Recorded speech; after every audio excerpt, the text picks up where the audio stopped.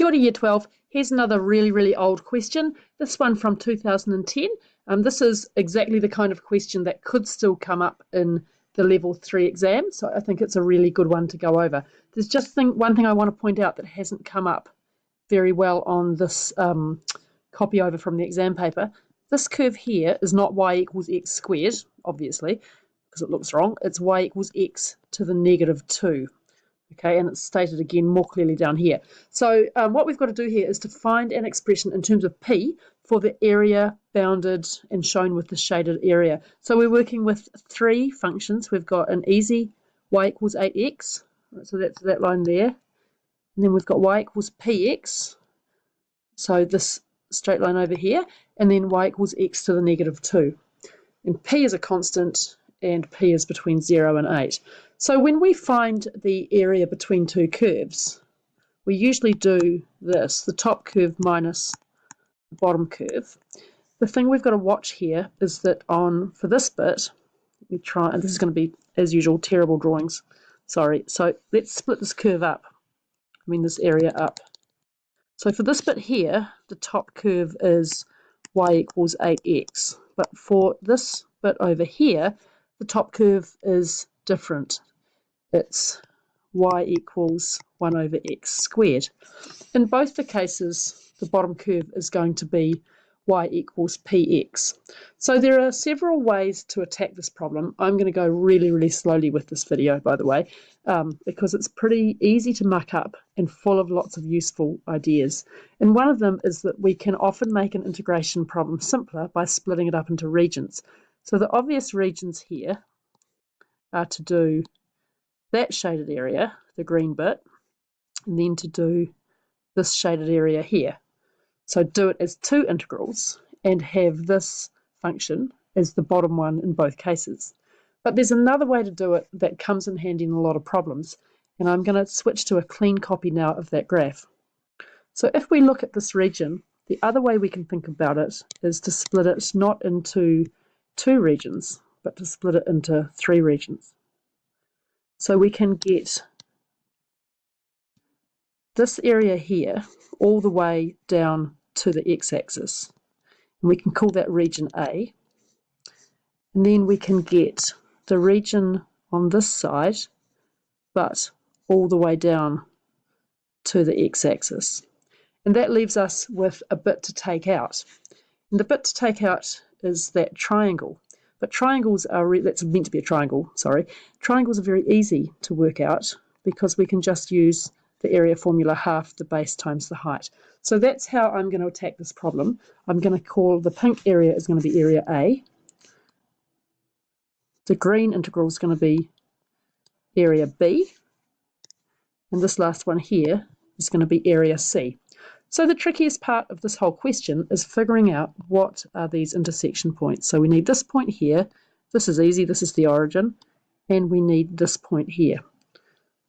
Okay, so I'm going to do that now, starting on a new bit of a slide. Okay, so to work out A, the point where they intersect will be where 8x is equal to 1 over x squared, giving me x cubed is equal to 1/8, and x is the cube root of that, which is 1/2. Right, so going back up here, that means we've found the x coordinate here. So the x coordinate is 1/2, and we don't really care about what y is, although here y would just be 4. It's very easy to figure out.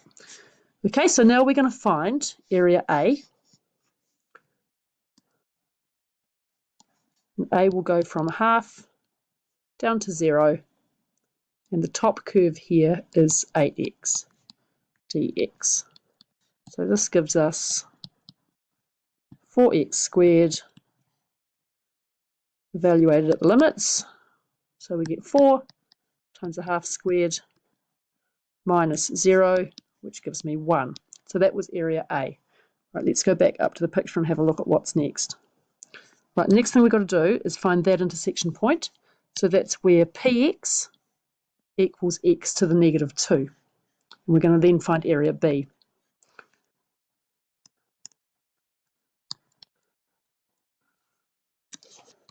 So So p is equal to 1 over x cubed.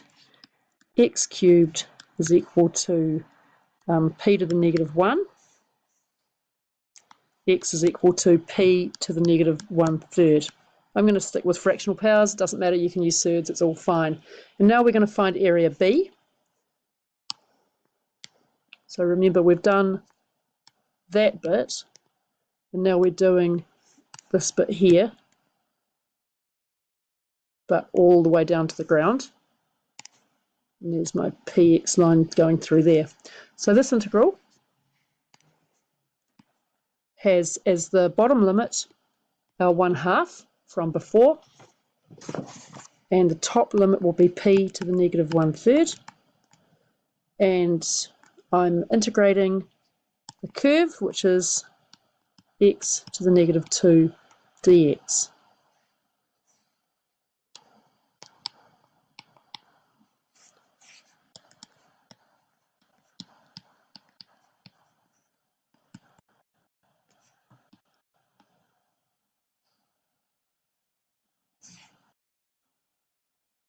Okay, so I've done some of the substitution without talking through it. Now I just have to clean it up, and here's what I'm going to get next. So we get negative p to the 1/3 minus 2, giving me 2 minus p to the 1/3.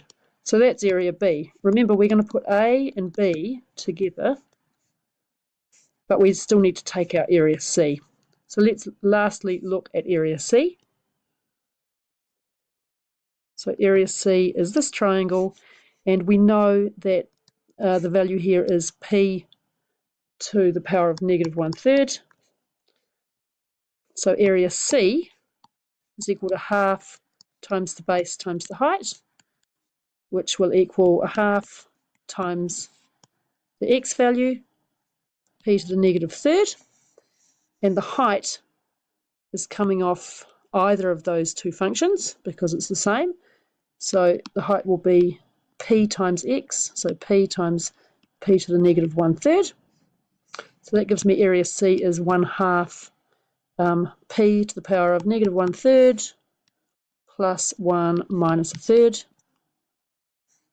which is 1/2 p to the power of 1/3. So finally, we're going to get an answer to this. So we get A plus B minus C, works out to be 1 plus 2 minus p to the 1/3 minus area C. So it's 3 minus 3 over 2 times the cube root of p. So that's it. Thanks for watching. If you could let me know if there were issues with the sound in this one, because the laptop fan is doing strange things again. I'll be back with more tricky excellence questions later on tonight or maybe tomorrow.